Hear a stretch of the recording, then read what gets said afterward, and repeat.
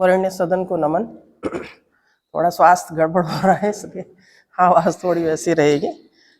ये मुझे पता नहीं किस रचनाकार की कविता है, लेकिन मुझे लगा कि अपना जो समूह है, अपना उस जमाने को जीने के लिए निश्चित रूप से मुझे लगता है ये कविता यहाँ पर सूट करेगी।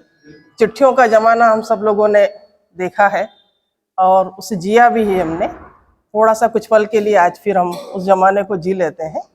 तो ये कविता मैं आपको प्रस्तुत कर रही हूँ। खो गई वो चिट्ठियाँ। खो गई वो चिट्ठियाँ जिनमें लिखने के सलीके छुपे होते थे, जिनमें लिखने के सलीके छुपे होते थे। कुशलता की कामना से शुरू होते थे, कुशलता की कामना से शुरू होते थे। बड़ों के चरण स्पर्श पर खत्म होते थे, बड़ों के चरण स्पर्श पर खत्म होते थे। और बीच में लिखी होती थी जिंदगी, और बीच में लिखी होती थी जिंदगी। नन्हे के आने की खबर, नन्हे के आने की खबर, माँ की तबीयत का दर्द और पैसे भेजने का अनुनय, और पैसे भेजने का अनुनय। फसलों के अच्छा या खराब होने की वजह, फसलों के अच्छा या खराब होने की वजह।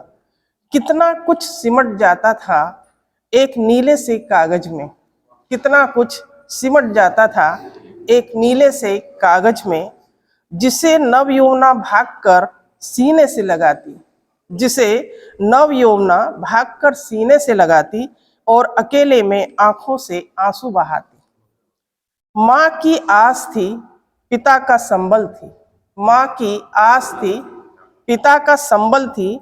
बच्चों का भविष्य थी और गांव का गौरव थी चिट्ठियाँ, गांव का गौरव थी चिट्ठियाँ।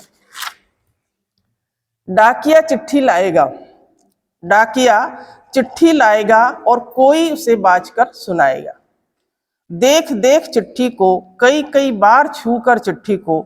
अनपढ़ भी एहसासों को पढ़ लेते थे, अनपढ़ भी एहसासों को पढ़ लेते थे। अब तो स्क्रीन पर अंगूठा दौड़ता है, अब तो स्क्रीन पर अंगूठा दौड़ता है और अक्सर ही दिल तोड़ता है, और अक्सर ही दिल तोड़ता है। मोबाइल का स्पेस भर जाए तो, मोबाइल का स्पेस भर जाए तो सब कुछ 2 मिनट में डिलीट हो जाता है, सब कुछ 2 मिनट में डिलीट हो जाता है। सब कुछ सिमट गया है 6 इंच में, सब कुछ सिमट गया है 6 इंच में।